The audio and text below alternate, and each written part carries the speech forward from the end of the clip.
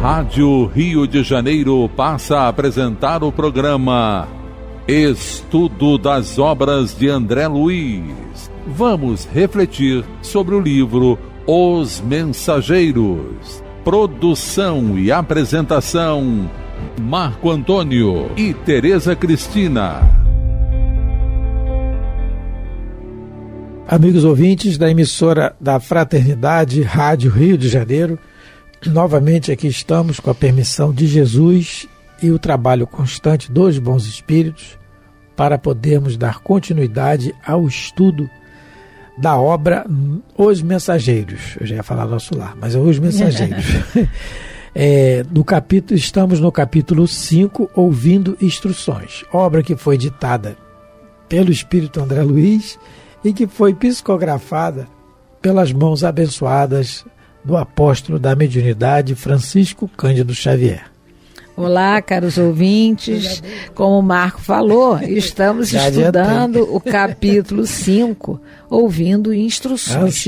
No último programa, nós conversávamos, sobre esse discurso do Telésforo, dizendo da preocupação que todos têm lá no mundo espiritual, os instrutores, de intensificar essa via de comunicação com os encarnados, que não é no desenvolver da própria mediunidade, porque isso que quer dizer mediunidade, é você ser aquele que vai ficar no meio de uma comunicação, seja ela superior ou inferior, e transmitir para outros.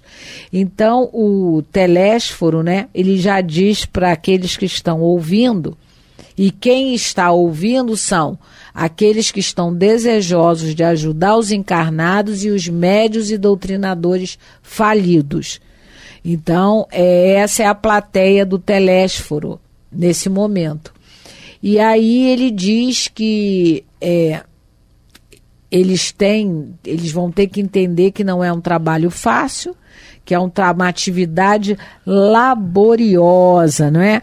E então, outra coisa que a gente viu no programa passado é que o Telésforo é alguém que tem a perfeita noção da sua condição enquanto espírito em evolução. Ele não se mostra afetado, assim, vaidoso. O André Luiz diz que ele fala com segurança, com autoridade, mas ele, em momento nenhum, ficou envaidecido. A gente comentou isso também, que não é a nossa realidade enquanto encarnados aqui no planeta. A maioria de nós acha que já somos muito bons, que já, Ou então a gente tem aquele discurso, eu não faço mal a ninguém, mas também não faz o bem. Então, para Jesus, é a mesma coisa. É como se estivesse fazendo mal. Aliás, os espíritos falam sobre isso. E eu acho que é na pergunta do Livro dos Espíritos, se eu não me engano, 635, 636, que quando a gente não faz o bem, quando não faz o bem, está fazendo mal, porque a nossa tarefa é fazer o bem. Se eu não me engano, é a partir da pergunta 634, 635, por aí. Aí, então, porque muita gente fala isso, mas a gente tem que agir no bem, fazer algo. Ninguém encarnou para só cumprir, só para comer, dormir, namorar e trabalhar. Não é para isso. A gente tem que tentar desenvolver a nossa espiritualidade, desenvolver o sentimento de fraternidade, solidariedade, não é? São absolutos para todos os homens o bem e o mal? É aí que ele fala isso? A lei de Deus é a mesma para todos, porém o mal depende principalmente da vontade que se tem de praticar. O bem é sempre o bem e o mal é sempre o mal. Qualquer que seja a posição do homem, diferença só há quanto ao grau de responsabilidade. Isso é uma coisa, Bem, não é essa a pergunta não. Depois a gente vai ver, eu vou achar e depois a gente comenta. Então vamos começar a nossa leitura a partir do parágrafo 10. Nossa repartição, aí o Telésforo está continuando a preleção dele. Nossa repartição vem promovendo grande movimento de auxílio a irmãos encarnados e desencarnados que se revelam incapazes de qualquer ação além da superfície terrestre. O que o Telésforo está querendo dizer com isso, né? Que o esforço por parte dos espíritos superiores é muito grande, não é? Mas o problema é que existem os encarnados e os desencarnados que são tão apegados às coisas materiais da Terra que fica difícil entrar em sintonia, porque a pessoa em momento nenhum pensa, né, o que pode existir além da matéria, o que pode existir depois que a gente deixa o corpo físico pela desencarnação.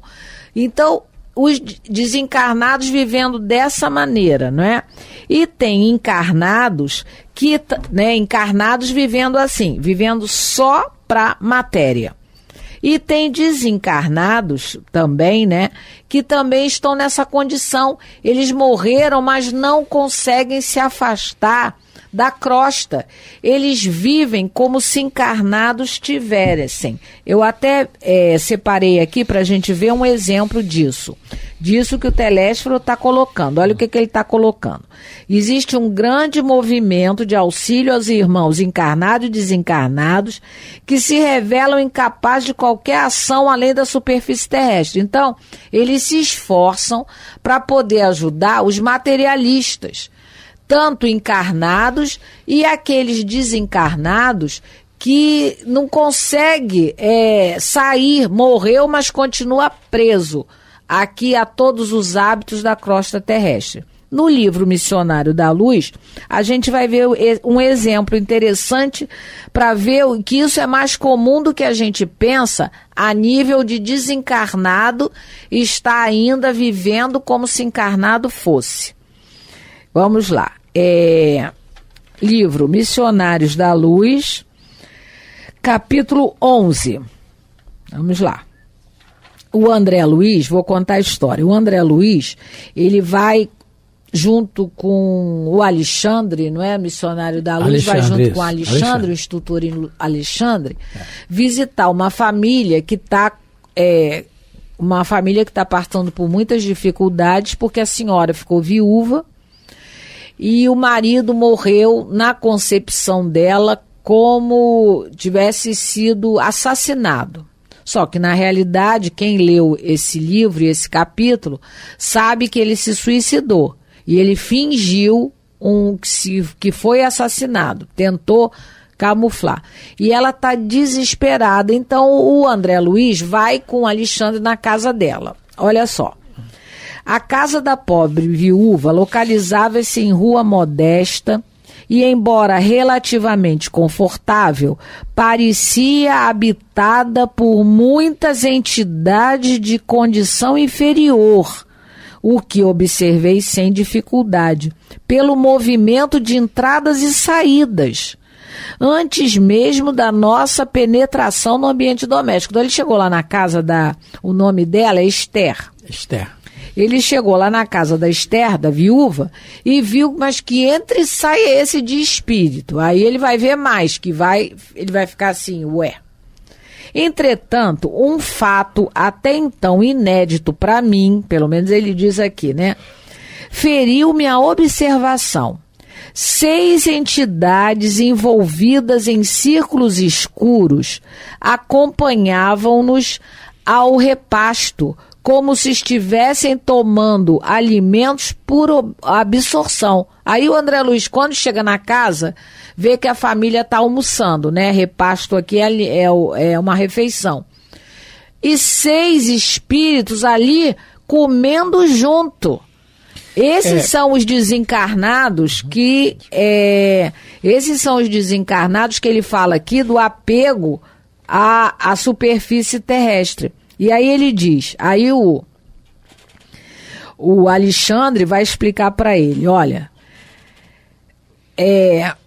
meu amigo, os quadros de viciação mental, ignorância e sofrimento nos lares sem equilíbrio religioso são muito grandes. os que desencarnam em condições de excessivo apego aos que deixaram na crosta, neles encontrando as mesmas algemas, quer dizer, tem a sintonia, né? Quase sempre se mantêm ligados à casa, às situações domésticas e aos fluidos vitais da família. Alimentam-se com a parentela e dormem nos mesmos aposentos onde se desligaram do corpo físico. Então, esses são os desencarnados que o Telésforo está falando, que se revelam incapazes de qualquer ação além da superfície terrestre. Então, eles têm trabalho com o encarnado materialista e com o desencarnado que está apegado ainda a todos os hábitos que tinha quando encarnado fora. Então, olha só, como o trabalho é grande no mundo espiritual para que haja esse tipo de comunicação conosco. É isso que a Teresa falou, como o trabalho é grande, a gente nem imagina, porque a gente pode ler, a gente pode analisar toda a obra de Kardec, a obra do Chico, Divaldo, obras sérias, né, Dona Ivone Mauro Pereira, Raul Teixeira, mas a gente não vai ter ideia ainda, a gente sabe a teoria. Eu digo isso porque no livro Voltei, que foi ditado pelo espírito do irmão Jacó, que foi um dos dirigentes da Federação Espírita Brasileira, e enfatizando isso, por quê? Porque ele tinha conhecimento da doutrina espírita, ele dirigia reuniões mediúnicas, ele viu a filha dele se materializar através de uma médium, Dona Ana Prado, se eu não me engano o nome, lá de Belém do Pará. Ele foi até lá e ele ajudava muita gente. Então ele tinha esse conhecimento teórico e prático, porque ele viu a filha dele desencarnada, que é quem recebe ele aqui no livro. E através do Chico, depois de desencarnado, ele escreve esse livro Voltei. É muito interessante esse livro. No capítulo 6 desse livro, intitulado A Passagem, ele diz assim: quantas vezes julguei que morrer constituísse mera libertação, que a alma, ao se desvencilhar dos laços carnais, voejaria em plena atmosfera, usando as faculdades evolutivas.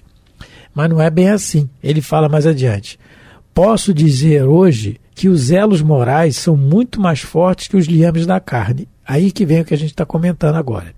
E se o homem não se preparou convenientemente para a renúncia dos hábitos antigos e comodidades dos sentidos corporais, demorar-se-á preso muito tempo ao campo de luta em que a veste de carne se decompõe e desaparece. Então, isso que a Teresa leu aí do Missionário da Luz, que ele chegou em casa... Na casa da Esther? Chegou na casa da Esther, ele viu lá o espírito se alimentando. Quer dizer, não se alimentando como a gente, sugando fluido, aquilo tudo. É nesse sentido aí. Por isso, a luta muito grande no livro Nosso Lar, nós vemos isso, da colônia, dos espíritos se desvencilharem das coisas aqui, em particular na questão da alimentação, por exemplo. Porque é um hábito que a gente nem pensou que um dia vai ter que deixar de ter. Então é esse hábito que ela está falando. Agora, só um detalhe, aquela questão do bem e do mal, a pergunta é a 642. Eu vou repetir aqui para a gente corrigir. A pergunta do Livro dos Espíritos é a seguinte: para agradar a Deus, que nós no início do programa a gente falou, para agradar a Deus e assegurar a sua posição futura, bastará que o homem não pratique o mal?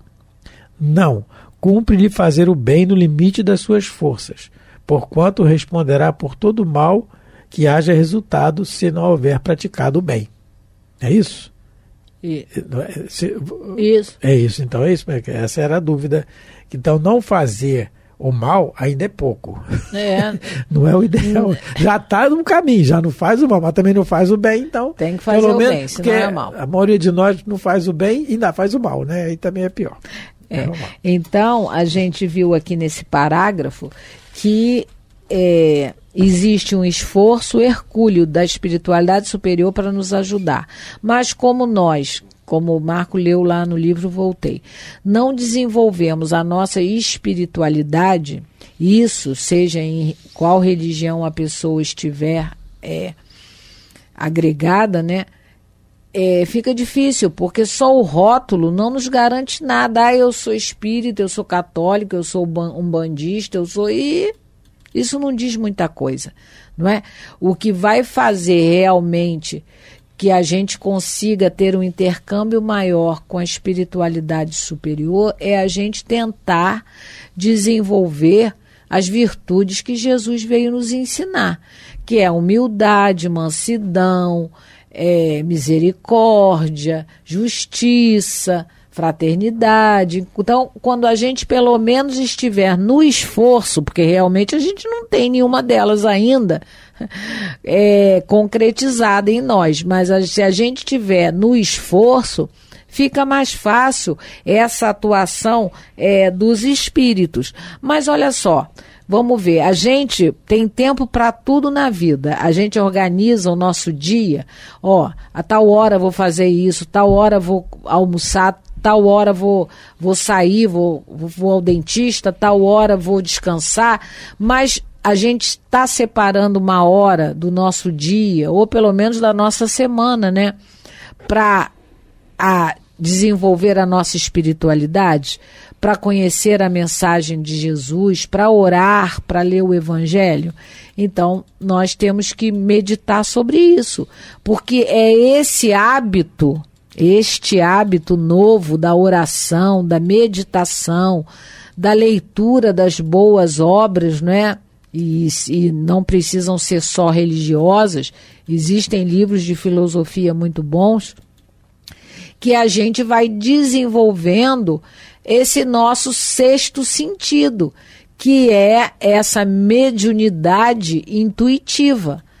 Não é? Quando a gente falou que, no programa passado, a gente comentou que às vezes existem médios que se acham, né, no nosso caso, né, no espiritismo, que acham que, né, por terem essa faculdade ostensiva, eles têm um pouco de vaidade sobre isso. Mas os espíritos são unânimes em dizer que na atual conjuntura, a mediunidade ostensiva faz parte de um resgate, faz parte de um comprometimento da alma. Como é que a gente sabe disso? Dona Ivone do Amaral Pereira. Ela conta, não é, que antes de reencarnar, ela conversaram com ela, né, aqueles que planejaram a reencarnação dela, que ela tinha duas opções, ou ela viria, porque ela fora suicida em pelo menos 3 encarnações, que sabemos. Ela poderia vir com o corpo, né, totalmente destrambelhado, vamos dizer assim, usar essa palavra, né, totalmente desconectado, doente, ou ela poderia vir médium, e médium com uma certa sintonia a espíritos suicidas, porque quem lê o livro Memórias de Suicida sabe que só a aproximação de um espírita suicida, ele pode afetar e muito, não é? Não só o corpo físico da pessoa, mas como também a sua estrutura psíquica. E ela faz a opção por vir médium. E se nós quando lemos a biografia de Divaldo Pereira Franco, a gente vê o quanto ele é um espírito comprometido com muitos espíritos, né, que de alguma maneira em encarnações passadas ele desvirtuou. Não é à toa que ele recebe, né, que ele adotou no nome dele mais de 300 crianças, né, como filhos. Então a gente vê por aí que a mediunidade, antes de ser um título de nobreza, é muito antes um título, entre aspas, de resgate, de problemas sérios aí que você vai poder, porque o médium que realmente vê, escuta, né, o mundo espiritual, é como se ele fizesse 2 encarnações em uma. Ele tem que lidar com os encarnados, né, o tempo todo, e ele tem que lidar com os desencarnados praticamente o tempo todo. Aquele que realmente veio com uma mediunidade ostensiva. O Divaldo conta que tomava banho com o obsessor dele. Por isso ele diz aqui que a grande maioria faliu. Porque não é fácil, não deve ser fácil. Graças a Deus eu não sou. Porque a nossa psicosfera, ela é habitada por espíritos como nós. E como é que nós somos? Briguentos, violentos, é o que o Divaldo egoístas. fala numa palestra muito interessante, muito antiga, sobre mediunidade, respondendo. Ele dizendo que a pessoa, às vezes, acha que o médium vai ver o doutor Bezerra, vai ver Jesus, Maria. Os espíritos. Não é bem assim, não. Muito ele vê todos, né? E ele fala que a gente não imagina a deformidade que o espírito se encontra, tal, a sua perturbação de ódio, de vingança, aquele rosto de patibular de ódio, de tudo, exalando inclusive odores fétidos, porque exala. E a gente vê aquelas carantões, às vezes um filme de terror de ficar assustado, imagina vendo o espírito, né? Sim. Então não é fácil. E ter alguém, como diz Teresa Dias, como exemplo da Dona Ivone do Amaral Pereira, né? Ter alguém dizendo no seu ouvido todo dia que quer se matar, que quer te matar, que vai levar você ao suicídio, você escutar isso o tempo todo, todos os dias. Não deve ser fácil. Quem viu o Ghost pode lembrar daquele personagem do Patrick Swayze, que ele era atormentado, né? O rapaz do... o Ghost, né? Do filme O Ghost. Quando ele atormenta a médium, que é o Whoopi Goldberg, né? E ele fica cantando aquela música, um elefante, é a tradução que fizeram. Tem filme que o menino pequeno que é médium. Aí é o Sexto Sentido. Sexto Sentido. É a história do menino, tadinho. Desde pequeno, e ele vê o tempo todo. Não é? E quem não viu o filme, procura. E aqueles que vêm encarnados numa família que não tem a instrução que o Espiritismo dá. Nossa. Estão na ignorância do entendimento. Antigamente iam para os hospitais psiquiátricos. E quantos aí? A gente tem história. Bom. Eu mesma, a primeira vez que eu conheci a doutrina espírita, há mais de 30 anos, foi num centro espírita aqui no Rio de Janeiro, chamado... Esqueceu. Não, esqueci o nome. Francisco de Paula. É lá na Rua Conselheiro Zenha. Eu lembro perfeitamente, a primeira palestra que eu ouvi era de um senhorzinho, e ele falava que ele nasceu numa família católica, que quando ele eclodiu a mediunidade, ele foi para o Pinel. O Pinel era um hospital psiquiátrico aqui, né? Ainda existe hoje aqui em Botafogo, no bairro de Botafogo. Eu não me esqueço disso. Ele ficou anos lá, até que um dia, né, fazia parte, lógico, da aprovação dele, do resgate dele, até que um dia ele recebeu, se eu não me engano, a visita, agora eu não lembro bem, quem conversou com ele sobre espiritismo e viu que o que ele tinha era mediunidade. Um senhor tão sério, imagina, e quantos não passaram por essa expiação, não é? Aí no caso é uma expiação, porque na ignorância a pessoa ele passou por e depois, o próprio Chico, né? Quando o Chico sofreu no início, né? Nossa. Sim, né? O próprio Chico, né? Então, ainda dá para ler mais um pouquinho? A gente vai ler, mas não, e vamos comentar no próximo programa, a gente retoma. Nossa tarefa é enorme.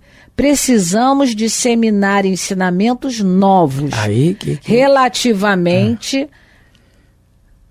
à preparação dos que habitam nossa colônia, considerando os esforços e realizações do presente e do porvir.